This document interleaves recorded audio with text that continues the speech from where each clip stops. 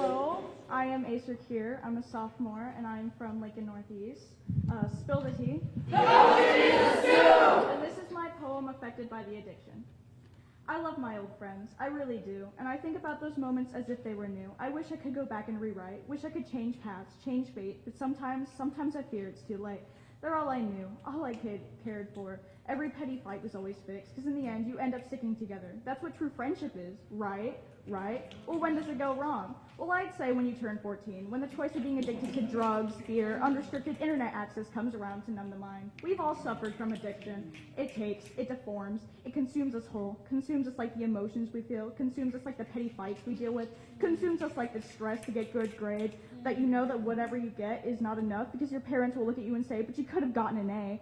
Anything to numb the pain. That's why I don't blame them. Don't blame them for their mistakes. But we're all affected by the addiction. And to my best friend who's addicted to weed, I don't blame you. I never did. But when I see you sober, I get flashbacks to the time we were both just two dumb middle schoolers at the fair, talking about the people we liked and the way we looked alike and the way we truly felt alike. To my best friend who's addicted to alcohol, I don't blame you at all. I know you've had it rough, and I know the beer is never enough. But when you're sober, I get those moments back. The ones where we talk and crap a couple laughs over some joke that wasn't even that funny and start crying over it instead of crying over what your mom's boyfriend's down now for promising he'll be out of the house by May, and August rolls around and you're wondering if he'll ever really leave. I know, you hate it, and I hate it for you. And so we hate it and hate it and hate it. And I hate that I've tried that path too, knowing I've tried my own way of numbing. The smoke that streams up, the taste of those cigarettes to numb the fights, to numb the yelling. But it only makes it worse because it just smells like my mom a little too much, a little too close to the smell of home, a little too far out to reach, say sorry, a little too late.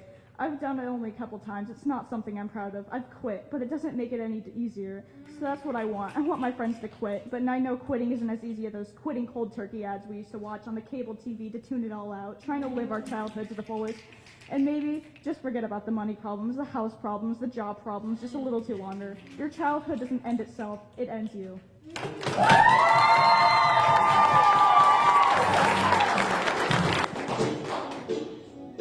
I'm Lexi Amon. I'm a freshman at Hastings High School. Black and white is how we do it! And this is my poem, 1. 1 is the loneliest number that you'll ever know. Sometimes you can feel like the number 1, alone and without hope.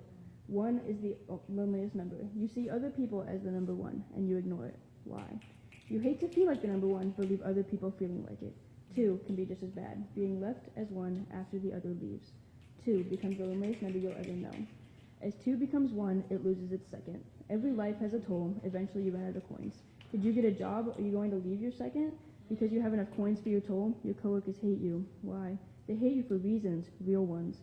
You act superior to the rest. You have a good family, better than the rest.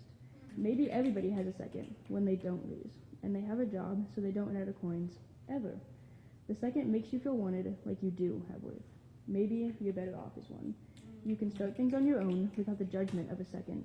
You have a good job already. You don't need to worry about coins. Maybe 2 isn't so good. 2 is the loneliest number after it becomes 1. All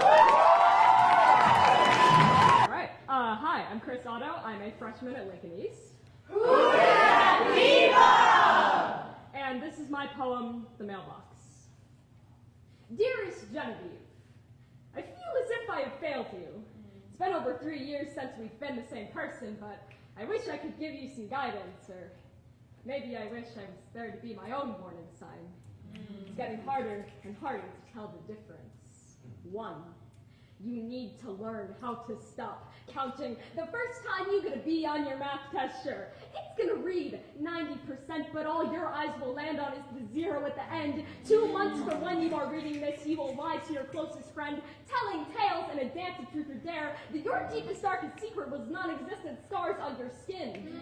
Darling, did you know then you could predict the future? Dearest Genevieve, I've said it once and I'll say it again. My body is built like a broken record. It will never be just the first time.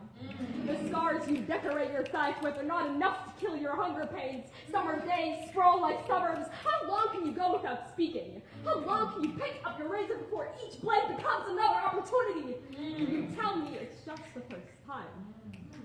Genevieve, at the rate you're going, I'll show you a list of places you'll reach for. 5, left hand 4, hip bone 11, both thighs 1, backhand 1. You know, when we were younger, They told us to shoot for the stars. And when you thought you could no longer reach them, you began to carve them into yourself. Dearest Genevieve, I am terrified to write this poem. I am terrified that another person who looks just like me will be too caught up in kudos to see caution tape. How do I know what I am writing is not a warning, but what if it's the next instruction manual? How do I tell a 12-year-old girl death isn't a fixed point on graph paper? How do I tell a 12-year-old girl every slice of the sickle is another letter in the mailbox is another person who admits you is another sentence in your obituary? Dearest Genevieve, staying clean is the hardest thing I have ever done.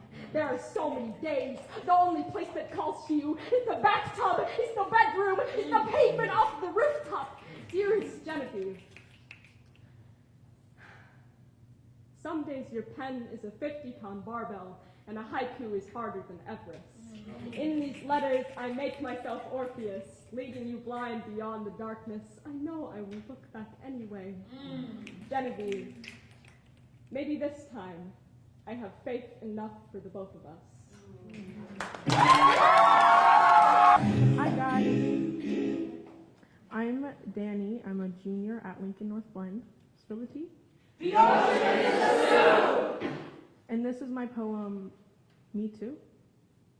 I cheat on Me Too. I guess you didn't technically cheat, but I can't find words to describe it better. I was perfect to you. Absolutely perfect, but I guess I would cheat on Me Too. You loved me? Did you? Where did it show? Where did the sun peek out of the dark? Where was the flower hidden in the snow? Some days I saw it. Some days I could feel the warmth of your love hidden in the crevices of your body, so I cut through mine trying to find more to give to you.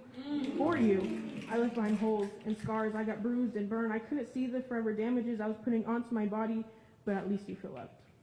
At least you feel loved enough to love other people, leaving me empty-handed, leaving me bleeding out. Where were you? Where were you? I was bleeding out on my battlefield. Whose arms held you close while I was losing my life? If you truly loved me, they would have been mine. You would have been there, but you weren't. I don't know whose arms you were in, but I know they weren't mine. I was dying while you were thriving, my lifeless body wanting nothing more than your comfort, your alive body wanting everyone's love but mine.